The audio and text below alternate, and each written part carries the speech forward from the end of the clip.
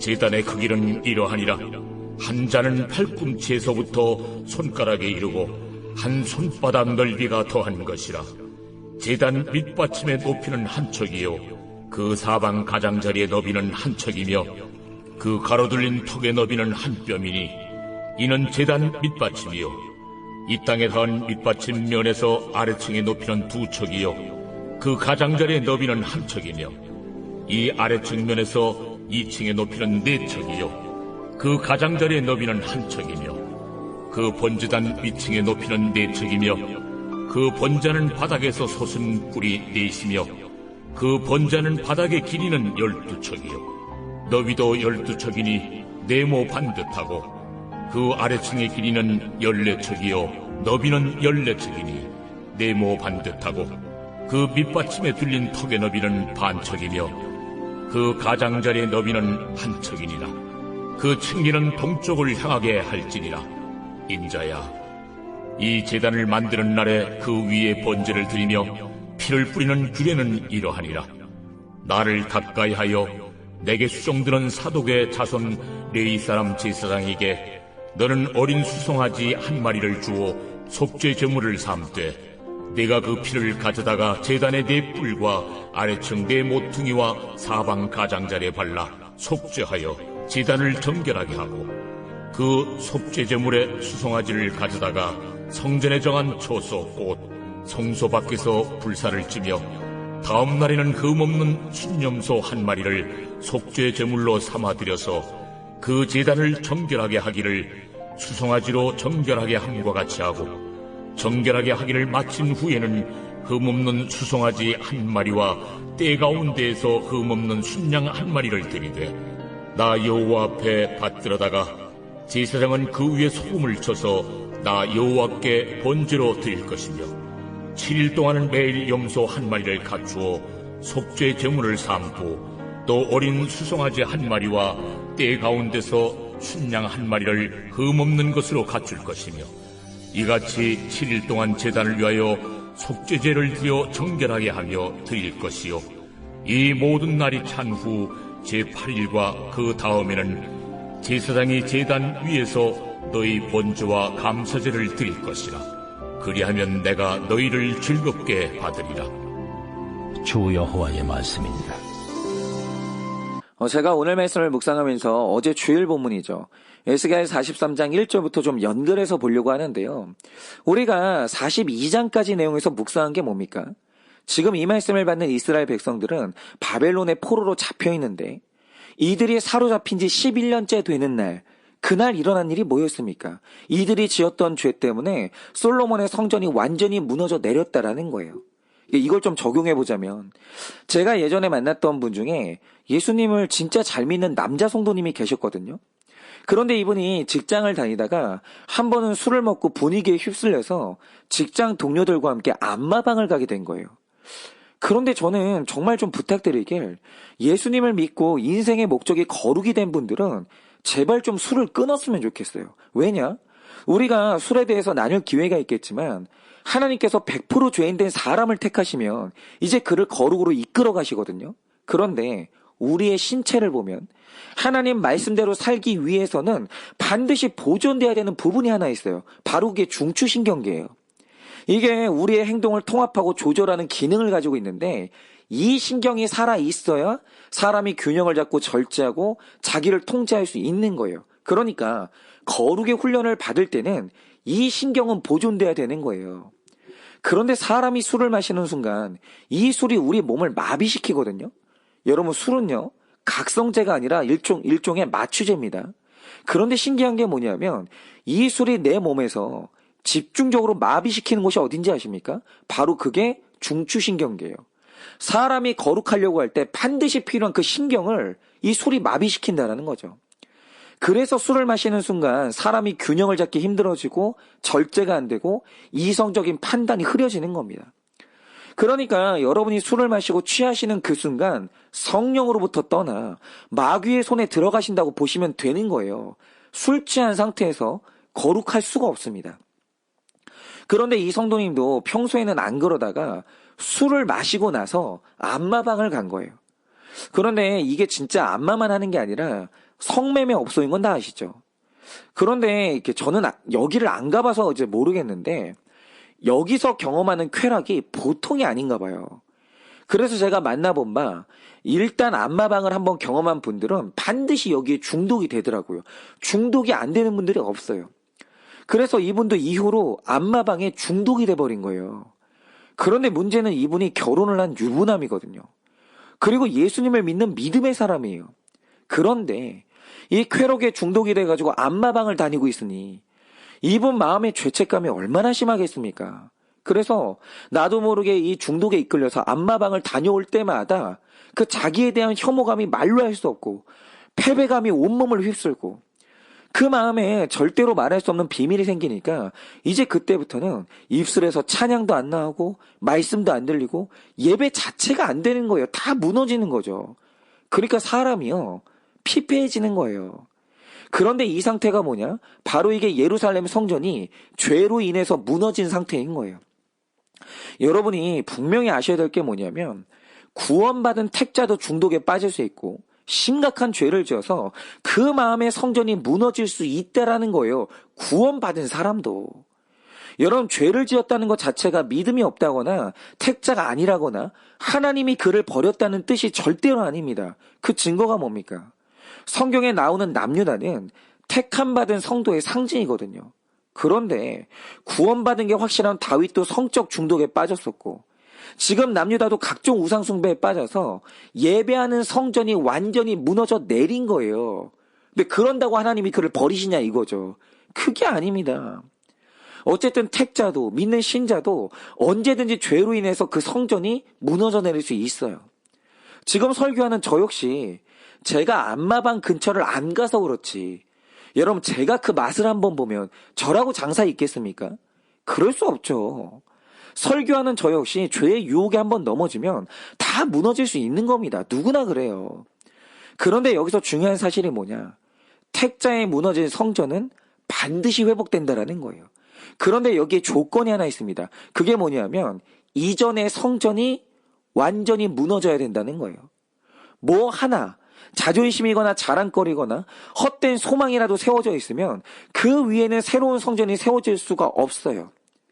자기 죄를 변명하고 가려주는 모든 이 방어기제, 모든 것들이 다 무너지고 아무것도 남지 않은 가난한 심령이 될 때 바로 거기에 하나님이 새로운 영의 성전을 지으시는 겁니다. 그래서 우리가 42장까지 본 게 뭐냐면 하나님이 이전 예루살렘 성전을 완전히 무너뜨리신 다음에 철저히 말씀을 따라 지어진 새로운 영의 성전을 지으셨고 에스겔이 지금 그걸 구경하고 있는 거예요. 아, 사람이 회개하고 회복하면 이런 성전을 다시 짓게 되는구나. 이걸 구경하는 겁니다. 그런데 이 성전은 육적인 것을 사랑하는 마음이 무너지고 영적인 것을 사모하는 우리의 마음을 의미하는 거죠. 그런데 이 성전이 완성되자 드디어 43장 2절에서 일어난 일이 뭡니까? 예루살렘 성전에서 떠났던 하나님의 영광이 다시 새로운 성전 안으로 임재하시는 거예요. 여러분 바로 이게 회복입니다. 그런데 이 성전 기록이 중요한 이유가 뭡니까? 바로 이게 우리 이야기거든요. 여러분 사람은 누구나 죄인이기 때문에 그 누구라도 기가 막힌 고난을 당할 수 있고 내가 어떻게 이런 일을 할 수 있지? 이런 생각을 할 만한 처참한 죄의 자리에 누구든지 빠질 수 있습니다. 그런데 모든 택자의 인생에 반드시 일어난 일이 뭐냐면 하나님이 그 인생에 회복을 주신다라는 거예요. 여러분 택자가 죄를 짓고 한번 넘어진다고 해서 하나님이 그를 버리지 않아요. 무릇 택자라는 것은 한번 무너졌다고 끝나는 인생이 아닙니다. 오히려 완전히 무너지는 게 은혜예요. 왜냐? 다 무너져서 남지 않은 그곳에 하나님이 새로운 영의 성전을 세우거든요. 하나님은 택자가 죄를 지었다고 고아처럼 버리시는 분이 아니에요. 그는 우리를 회복시키시고 반드시 다시 임재하시고 성령 충만으로 회복시키십니다. 나의 찬양을 회복시키시고 내 안에 말씀의 기쁨을 회복시키시고 예배의 감격이 회복되는 날은 옵니다. 그러니 하나님이 만약 무너뜨리신다면 아낌없이 무너지세요. 죄 고백을 원한다면 다 고백하고 전부 인정하고 쓸데없는 수치심과 교양과 자존심을 전부 다 버리시기 바랍니다. 그렇게 우리 심령이 완벽히 가난한 심령, 겸손한 심령이 되면 43장 2절의 말씀처럼 하나님의 영광, 하나님의 그 감격이 우리에게 다시 임재하는 거예요. 여러분 오늘 이 말씀을 여러분의 말씀으로 받으시길 바랍니다. 그런데 임재하시는 하나님에 대한 기록을 보면 굉장히 중요한 구절이 있어요. 그게 뭐냐? 제가 이 성전의 구조를 말씀드리면서 성전은 두 개의 문이 있다고 했잖아요. 그게 다 동쪽에 있는데 하나님의 영광이 오늘 어떻게 임하는지 아십니까? 4절을 보면 여호와의 영광이 임하는데 동문을 통하여서, 동쪽에 있는 문을 통하여서 성전으로 들어온다고 기록하고 있어요. 그런데 여러분, 이게 이상하지 않습니까? 하나님은 영이시기 때문에 그냥 얼마든지 막힌 담을 통과해서 들어올 수 있잖아요. 그게 아니면 그냥 위로부터 임재하실 수 있잖아요. 그런데 왜 하나님이 굳이 문을 통해서 임재하십니까? 성경이 말하는 바 문이 있는데도 담을 넘는 자는 도둑이거든요. 여러분 하나님의 방식은 뭐가 됐든지 간에 들어오면 되는 게 아니에요. 들어오는 방식도 굉장히 중요한데 하나님의 방식이 뭐냐면 열려있는 문으로 들어와야만 합법인 거예요. 언제나 하나님은 선하고 옳은 방식으로만 일하시거든요. 그런데 이건 하나님도 마찬가지입니다. 하나님이 우리 마음속으로 들어오실 때 비인격적이고 불법적인 방법으로 들어오시는 분이 아니라는 거예요. 성령의 임재는 그렇게는 안 돼요. 그분은 철저히 열린 문으로만 들어오시는 분인데 제가 지난주에 성전 구조를 말하면서 문을 말씀드릴 때 가장 안쪽 문은 안에 있는 사람이 열어줘야 들어올 수 있는 구조라고 말씀드렸잖아요. 그러니까 우리가 하나님의 보좌 앞으로 나아갈 때 우리 힘으로 밀고 들어가는 게 아니에요. 하나님이 열어주셔야만 들어갈 수 있는 겁니다. 그런데 또 신기한 게 뭔지 아십니까? 요한계시록 3장 20절을 보면 이런 기록이 있는데요. 들어보십시오. 볼지어다 내가 문 밖에 서서 두드리노니 누구든지 내 음성을 듣고 문을 열면 내가 그에게로 들어가 그와 더불어 먹고 그는 나와 더불어 먹으리라 라고 하십니다.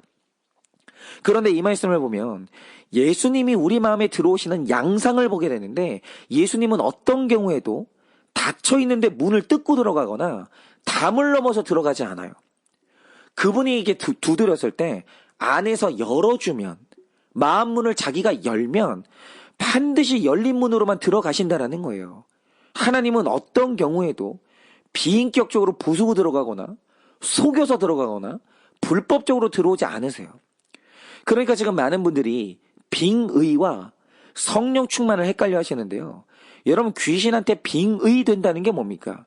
그 사람은 원치도 않았고 싫어하는데 귀신이 불법적으로 밀고 들어가서 장악하는 거예요. 그게 아니면 귀신들은 언제나 사람 마음에 들어올 때 그를 속여요. 여러분 뱀을 보세요. 뱀이 하와의 마음 문 안으로 들어갈 때 어떻게 들어갔습니까? 철저히 거짓말을 해가지고 불법으로 열고 들어가는 거예요. 그게 귀신의 역사예요. 그러니까 여러분 결혼을 한다고 할 때 언제든지 거짓말해가지고 내 마음을 여는 사람이 있다. 그건 불법이에요. 어떤 경우에도 하나님의 사람이 아닌 겁니다. 그리고 이 사람의 이성을 뺏고 인생을 강탈하는 거죠. 그러니까 이런 모든 불법적인 방법이 귀신 역사예요. 그런데 여러분 성령 충만이 이런 겁니까? 아니에요. 성령에 충만하다는 것은 하나님 말씀에 내 지정의가 완전히 설득되는 거예요. 그리고 복음에는 거짓말이 없는 거예요. 천국도 말하지만 지옥도 말하고 축복도 말하지만 심판도 말하는 거예요. 언제나 복음에는 거짓말이 없기 때문에 복음으로 설득되고 자발적으로 열면 그때 하나님이 들어가신다라는 거죠. 그리고 여러분 하나님이 나를 통치하신다고 할 때도 내가 자발적으로 주님께 나를 바치면 통치하는 것이지 하나님이 억지로 내 인생을 뺏는 일은 어떤 경우에도 없어요. 그러니까 여러분 걱정하지 마셔야 될 게 내가 예수님을 믿고 성령 충만 받으면 어느 날 하나님이 나를 선교지로 가라고 하시는 것 아닌가? 그러면 나는 내 인생을 통째로 거기 바쳐야 되는 거 아닌가? 내 인생은 늘 고생하는 거 아닌가? 이런 걱정들을 하시는데 걱정도 하지 마십시오. 여러분 하나님이 어떤 사람을 선교지로 보낼 때 그 마음에 자발적인 기쁨이 있을 때 그때만 보내시는 거예요. 여러분 또 회개가 뭡니까? 내가 하나님을 만나 추악한 죄를 깨닫고 내가 자발적으로 자백하는 거예요. 그런데 여기서 자백한다고 할 때 제일 중요한 건 내가 죄인이라는 걸 내가 깨달아야 되고 그 사실에 내가 동의해야 되고 내가 마음이 아파야 되는 거예요. 그런데 나는 그렇게 생각하지도 않는데 일단 죄인이라고 고백하라고 하면 그건 회개의 효력이 전혀 없는 불법이에요. 그래서 제가 웬만하면 이런 말을 잘 안 쓰는데 제가 제일 싫어하는 말 중에 하나가 뭔지 아십니까? 가끔 신학을 하시는 분들 중에 자기를 간증하면서 하시는 말씀이 뭐냐? 나는 원래 다른 거 하고 싶었다라는 거예요. 그런데 하나님이 내가 하는 것마다 망하게 하시고 뭐 할 때마다 고난으로 치셔서 결국 하나님이 나를 신학교로 끌고 왔다라는 거예요. 근데 저는요, 사실 그런 말 듣잖아요. 되게 황당합니다. 여러분, 제가 분명히 말씀드리지만 지금은 성과 속이 나뉜 이혼론적인 시대가 아니에요. 지금은 평신도 안에도 성령님이 임재하시고 평신도가 제사장으로 사역하는 평신도의 시대예요. 물론 교회의 질서를 위해서 직분을 세워놓긴 했지만 평신도에게도 동일한 말씀의 능력이 임하고 평신도도 무너진 가정을 세울 수 있고 평신도도 얼마든지 다른 사람을 훈련시킬 수 있어요. 그래서 회사원도 말씀이 있으면 제사장이고 사역자고 주부도 말씀이 있으면 제사장이고 사역자고 어떤 직업을 가진다고 해도 그의 내면 세계 안에 성전이 세워져 있고 하나님의 임재가 있으면 자녀들은 예언하고 젊은이들은 환상을 보고 늙은이들은 꿈을 꾸는 거예요. 누구라도 그래요. 그래서 지금이라도 누구든지 평신도 사역하고 싶으시면 그렇게 하세요. 훌륭합니다. 그도 사역자예요. 그런데 내가 온전히 풀타임으로 성전 사역을 하겠다고 하면 그러면 신학교 가면 되는 거예요. 내가 어디에 있든지 사역만 하면 되는 겁니다. 다만 신학교를 갈지 평신도 사역을 할지 그건 내가 선택하는 거예요. 그런데 어느 길을 선택하든지 그건 완벽히 자발적인 나의 헌신이고 나의 결단인 거예요. 그런데 하나님이 내가 싫다고 하는데도 억지로 목사 만들려고 내가 하는 모든 걸 망하게 했다고요? 내가 다른 건 신앙 말고 다른 거라니까 하나님이 나를 치셨다고요? 여러분, 하나님이 귀신입니까? 여러분, 목사가 무당입니까? 아닙니다. 여러분, 세상에 그렇게 비인격적이고 그렇게 비성경적인 말이 어디 있습니까? 제가 분명히 말씀드리는데요. 하나님이 나를 치셨으면 신학교를 안 갔다고 치는 게 아니라 죄를 짓고 다른 길 가니까 치시는 거예요. 지옥의 길로 가니까 치시는 거죠. 내가 하는 일이 망했다? 그거는 그때그때 상황에 따라서 얼마든지 망할 수 있는 거고요. 때론 내가 준비가 안 됐고 실력이 없고 게을러서 망할 수도 있는 거예요. 그런데 거기서 회개하면 평신도 사역자로 살 수도 있고 저처럼 풀타임 사역자로 살 수도 있는데 중요한 건 뭐냐? 하나님은 절대로 싫다는 사람 억지로 끌어다가 문을 부신 다음에 그 사람 목을 붙잡고 끌고 나오지 않는다라는 거예요. 여러분, 그런 하나님은 없어요. 만약 나는 싫은데 하나님이 나를 칠까봐 무서워서 신학교를 갈까 고민하는 분이 있다면 그건 명백히 하나님의 뜻을 잘못 해석한 것이고 하나님의 인격을 오해하신 거예요. 하나님은 그렇지 않아요. 여러분, 만약에 여러분이 신학교를 가야 되냐 말아야 되냐라고 할 때 기쁨이 없잖아요. 안 가셔도 돼요. 가지 마세요.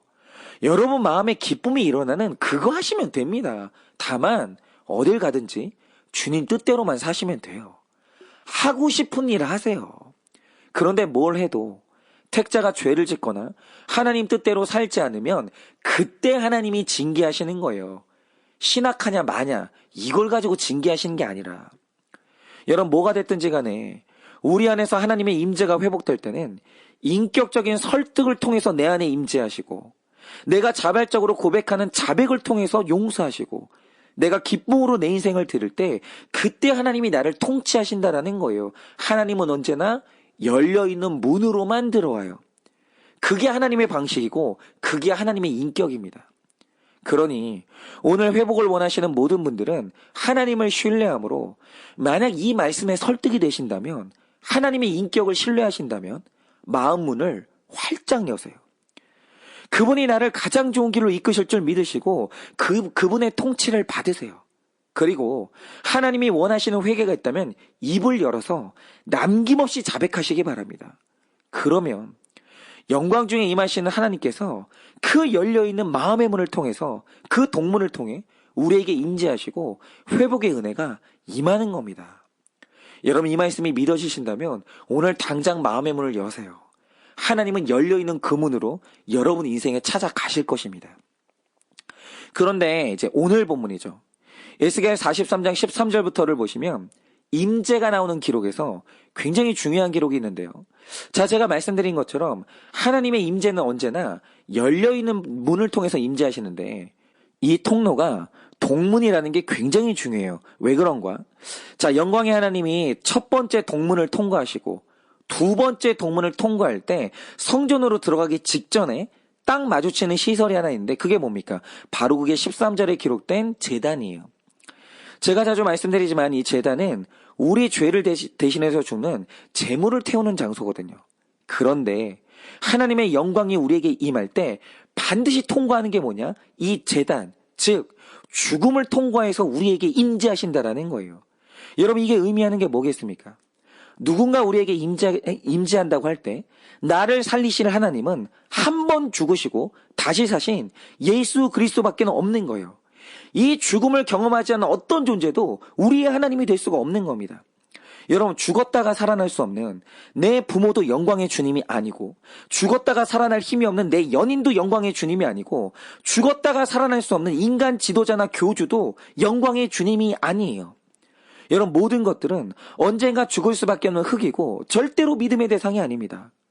여러분, 오늘 나를 죄에서 구원하고 나를 회복할 유일한 영광의 주님이 누굽니까? 죽음을 통과하고 그 제단을 통과하고 살아나 나에게 임재하시는 예수 그리스도밖에 없는 거예요. 다른 이름으로 우리에게 접근하는 모든 이름에 속지 마시기 바랍니다. 예수 그리스도밖에 없어요.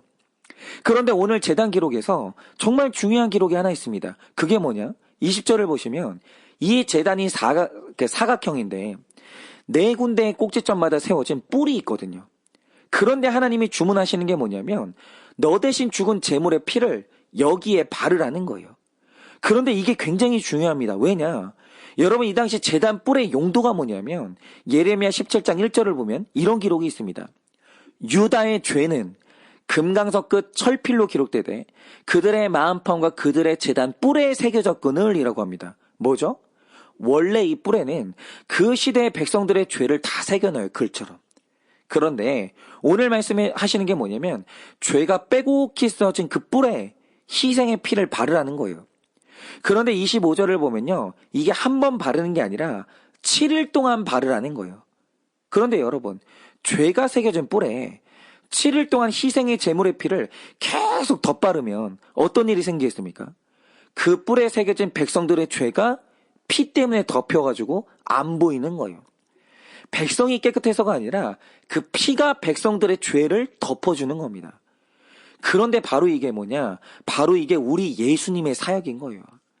여러분, 우리는 완전할 수도 없고 더러운 죄가 있기 때문에 이대로는 절대로 하나님을 만나지 못합니다. 여러분 자신의 모습으로는 그 누구도 하나님 앞에 나아가서 용서받을 수 없어요. 다 우리의 죄 때문에 정죄받을 수 없습니다. 그런데 그래서 누군가가 우리의 죄물과 허물을 가려줘야 되는데 만약 어떤 훌륭한 인간이 나를 가린다고 하죠. 그러면 나를 가린 그 사람은 죄가 없습니까? 있죠. 그럼 아무 소용이 없는 거예요. 그러니까 제가 신천지 교인들이 너무 안타까운 게 뭐냐면 그 사람들의 죄를 이만희가 가려줄 걸로 생각하는 거예요. 그런데 여러분, 그러면 이만희는 죄가 없습니까? 있죠. 그러면 어떻게 되냐면 사람이 나의 구원자 되고 사람이 나의 인도자가 되면 다 같이 죽는 거예요. 여러분, 사람은요, 내 죄를 해결하는 구원자가 될 수 없는 겁니다. 사람이 나의 인도자가 되면 그 사람도 구원 못 받고 나도 구원 못 받아요. 그런데 예수님이 내 구원자가 되신다는 말의 뜻이 뭡니까? 희생 제물의 피가 제단불에 써진 내 죄를 완벽히 가리듯이 허물투성인 내가 하나님 앞에 서는 날 순결하고 깨끗하신 예수님이 내 앞에 서시는 거예요. 내가 보이지 않도록. 그리고 내 허물을 완전히 덮어주시는 겁니다. 그런데 이걸 바울이 어떻게 표현했냐? 로마서 13장 14절을 보면 우리가 그리스도로 옷 입는다라는 표현을 쓴 거예요. 예수님을 믿는 순간 예수님이 우리의 의복처럼 나를 완전히 덮어버리는 거예요. 그런데 여러분, 옷이 뭡니까? 여러분, 우리가 사실 발가벗겨 놓잖아요. 누가 대통령이고 뭐 누가 의사고 누가 판사고 아무도 몰라요. 발가 벗겨 놓으면 인간은 다 초라해요. 그런데 사람의 신분이 어디에서 드러납니까? 옷을 입기 시작하면 거기서 신분이 표현되는 거예요. 어떤 사람이 장군의 옷을 입으면 장군 되고, 의사 옷을 입으면 의사 되고, 요리사 옷을 입으면 요리사 되거든요. 근데 제가 진짜 신기한 게 뭔지 아세요? 남자들이요, 점잖은 사람들도요, 이상하게 예비군 복만 입잖아요. 그럼 사람이 껄렁해져요. 그리고 어디에서나 노상방뇨하고. 사람이 입는 옷이 그렇게 중요합니다. 여러분, 옷은요, 내 신분의 표현이에요. 그런데 내가 예수 그리스도를 믿음으로 말미암아 예수님이 나를 가리는 옷이 되는 거예요. 그리고 예수 그리스도가 내 허물을 완전히 가려준 사람, 그 사람을 뭐라고 부르냐? 바로 그게 그리스도인이라고 하는 거예요. 바로 그게 택자인 거죠. 그래서 우리가 예수님을 믿은 사람이 하나님 앞에 가면 하나님 눈에 보이는 사람이 누구냐? 내가 보이는 게 아니라 나를 가려주시는 아들 예수님밖에는 안 보이는 거예요. 그것 때문에 우리가 천국 가는 겁니다. 그런데 또 예수님이 나를 억지로 덮는 게 아니에요. 그가 나를 덮어주시려면 나 또한 그 뿔을 잡아야 되는 겁니다. 내가 예수님을 내 살 길로 믿어야 되고 내가 그분을 원해야 돼요. 마음문을 열어야 돼요. 그러면 내가 열면 그분이 기꺼이 나를 덮으사 하나님 앞에 섰을 때 부끄러울 것이 단 한 개도 안 보이게 하시는 거예요. 그러니 여러분 결국 오늘 말씀의 결론이 뭡니까? 이제 나를 자랑하는 인생, 나를 자부하는 인생은 그만 사세요. 여러분 그건 사람끼리 있을 때나 자랑할 만한 것이고 여러분의 그 자신만만한 이 자신감을 가지고 하나님 앞에 가면 여러분은 정죄받는 죄인일 수밖에 없어요. 나를 자랑하는 인생 그만 사세요. 여러분 나를 자랑하는 인생은 하나님 앞에서 버림받는 인생입니다. 이제 내 마음의 성전 문을 활짝 여시고 영광의 주 되신 예수 그리스도를 영접하세요. 그리고 그분이 내 허물을 가려주시는 나의 의복이 되기를, 의로운 나의 옷이 되기를 원하셔야 됩니다. 그러면 그 누구라도 예수 그리스도로 옷 입고 구원받고 회복을 얻는 거예요. 그러니 오늘 기쁨으로 예수님을 영접하셔서 그분의 통치를 받아 회복을 경험하는 여러분의 하루 되시기를 예수님의 이름으로 축원을 드립니다. 기도하겠습니다. 하나님, 우리가 다 죄인입니다. 우리가 하나님 앞에 섰을 때 우리가 감히 어떻게 내 인생을 주님께 거짓말로 가릴 수 있겠습니까? 우리의 모든 인생은 다 하나님의 책에 기록되어 있고 우리의 죄가 어떻게 하나님 앞에 숨길 수 있겠습니까? 아무것도 할 수 없습니다. 그러나 오늘 말씀하십니다. 예수 그리스도의 피가, 그 희생의 피가 우리를 덮기만 하면 누구든지 그 허물이 가려짐을 받고 누구든지 하나님께 죄사함을 받아 누구나 다 구원받을 수 있다라고 하십니다. 그런데 주님, 그것은 그냥 되는 것이 아닙니다. 오늘 내가 주님을 원해야 됩니다. 오늘 내가 예수님을 신뢰해야 됩니다. 사람이 믿음의 대상이 아니라 오직 하나님만이, 예수 그리스도만이 나의 믿음의 대상이 되지 않으면 이런 일은 일어나지 않습니다. 하나님, 오늘 다 죄에 넘어져서 내 허물에 넘어져서 좌절 가운데 있는 분들이 있습니다. 하나님 간절히 바라기는 오늘 이 메시지가 모든 좌절한 분들, 모든 죄로 넘어져서 그 마음의 성전이 무너져 있는 분들에게 임하여서 하나님 설득되기를 원합니다. 이 말씀이 들려서 마음문이 활짝 열리기를 원합니다. 예수 그리스도를 그 인생의 구원자로 마음껏 받아들이기를 원합니다. 그래서 그 예수님으로 말미암아 하나님의 영광이 회복되고 하나님이 정말 그 삶의 영광이 회복되는 놀라운 회복의 역사가 일어나게 하여 주시옵소서. 마음의 문을 활짝 열게 하여 주시옵소서. 그래서 우리 인생에 기가 막힌 회복이 일어나는 그 회복을 맛보는 모든 우리 성도님들 될 수 있도록 주님께서 역사하여 주시옵소서. 그렇게 주님께서 오늘 우리 모두에게 마음문이 열리는 귀한 은혜를 허락하실 줄 믿사오며 살아계신 예수님 이름 받들어 기도드립니다. 아멘.